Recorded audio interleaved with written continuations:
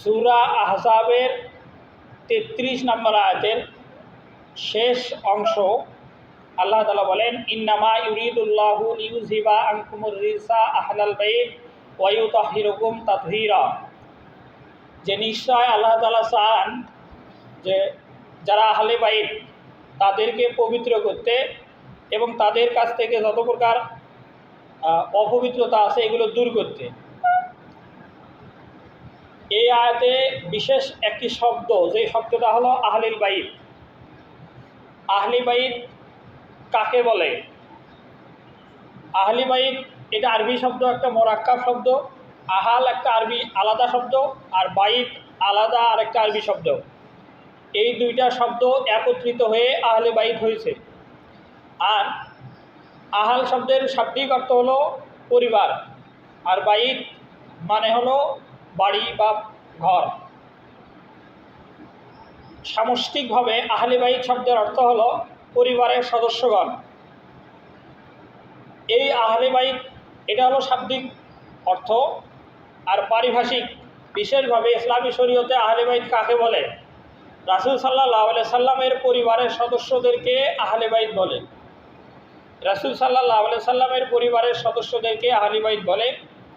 রাসূল সাল্লাল্লাহু আলাইহি সাল্লামের যেহেতু ছেলে সন্তানগুলো ধারাবাহিকভাবে জন্মগ্রহণ করেন এবং সময়ের পরিক্রমায় নবী মুহাম্মদ সাল্লাল্লাহু আলাইহি সাল্লাম সর্বশেষ নবী, তারপরে আর কোনো নবী আসবে না, এই কারণে তার ছেলে সন্তানগুলো ধারাবাহিকভাবে যেমন জন্ম নেয়, একইভাবে সেগুলো অল্প সময়ের ব্যবধানে ইন্তেকালও করেন সাবালক প্রাপ্ত হওয়ার আগে। এ কারণেই রাসূল সাল্লাল্লাহু আলাইহি সাল্লামকে আল্লাহ তাআলা বলছেন, মা কানা মুহাম্মাদুন আবা আহাদিম মির রিজালিকুম, যে আপনি কোনো প্রাপ্তবয়স্ক পুরুষের পিতা নন। তার মানে যে সন্তানগুলো হয়েছিল এগুলো সাবালক প্রাপ্ত হওয়ার আগেই নাবালক অবস্থাতেই মারা যান। এই সাবালক কোনো পুরুষ মানুষের পিতা আপনি নন, এটা রাসূল সাল্লাল্লাহু আলাইহি সাল্লামকে বলছেন। আর যেহেতু রাসূল সাল্লাল্লাহু আলাইহি সাল্লামের ছেলে সন্তানগুলো ধারাবাহিকভাবে জন্ম নেয় এবং সময়ের পরিক্রমায় আল্লাহ তাআলা তাদেরকে উঠিয়ে নেন, আর এরই কারণে রাসূল সাল্লাল্লাহু আলাইহি সাল্লামের বংশধর নির্ভর হয় রাসূল সাল্লাল্লাহু আলাইহি সাল্লামের যে মেয়ে, বিশেষ করে হযরত ফাতেমা রাদিয়াল্লাহু তাআলা আনহা এর পরবর্তী যে প্রজন্ম, এটাকে কেন্দ্র করে। সেই কথাই একটা হাদিস থেকে আমরা জানতে পারি যে রাসূল সাল্লাল্লাহু আলাইহি সাল্লামের কাছে একদিন প্রথম ইমাম হোসাইন রাদিয়াল্লাহু তাআলা আনহু চলে আসেন। রাসূল সাল্লাল্লাহু আলাইহি সাল্লামের শরীরে ছিল একটা চাদর। এই চাদর দিয়ে রাসূল সাল্লাল্লাহু আলাইহি সাল্লাম ইমাম হোসাইনকে চাদরের ভিতরে প্রবেশ করায় নেন।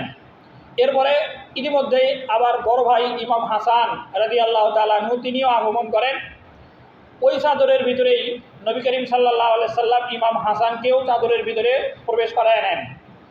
এরপরে কিছুক্ষণ পরে আবার হযরতে ফাতেমা রাদিয়াল্লাহু তাআলা আনহাও প্রবেশ করেন, তাকেও তিনি ওই চাদরের ভিতরে ঢুকায় নেন। এরপরে হযরত আলী রাদিয়াল্লাহু তাআলা চতুর্থ ব্যক্তি হিসাবে রাসূলের সামনে চলে আসেন। রাসূল সাল্লাল্লাহু আলাইহি সাল্লাম আলীকেও ডেকে নিয়ে চাদরের ভিতরে প্রবেশ করায় নেন। এখন চাদরটা যেহেতু শরীরের ওপর দিয়ে দেওয়া, এই কারণে চাদরের ভিতরে রাসূল সাল্লাল্লাহু আলাইহি সাল্লাম সহ সর্বমোট 5 জন ব্যক্তি চাদরের ভিতরে প্রবেশ করেছে। আর এই 4 জন সহ রাসূল সহ 5 জন, এই 5 জন মিলে রাসূল সাল্লাল্লাহু আলাইহি সাল্লাম চাদর দিয়ে ঢেকে নিয়ে এই আয়াতটাই পাঠ করেন। সূরা আহজাবের 33 আয়াতের লাস্ট অংশ, ইন্নামা ইউরিদুল্লাহু লিইউযহিবা আনকুমুর রিজসা আহলাল বাইত ওয়া ইউতাহহিরুকুম তাতহীরা। এরপরে আল্লাহর কাছে রাসূল সাল্লাল্লাহু আলাইহি সাল্লাম দোয়া করেন যে আল্লাহ, এরা হলো আমার আহলে বাইত, এরা আমার পরিবার, আপনি এদেরকে মাফ করেন।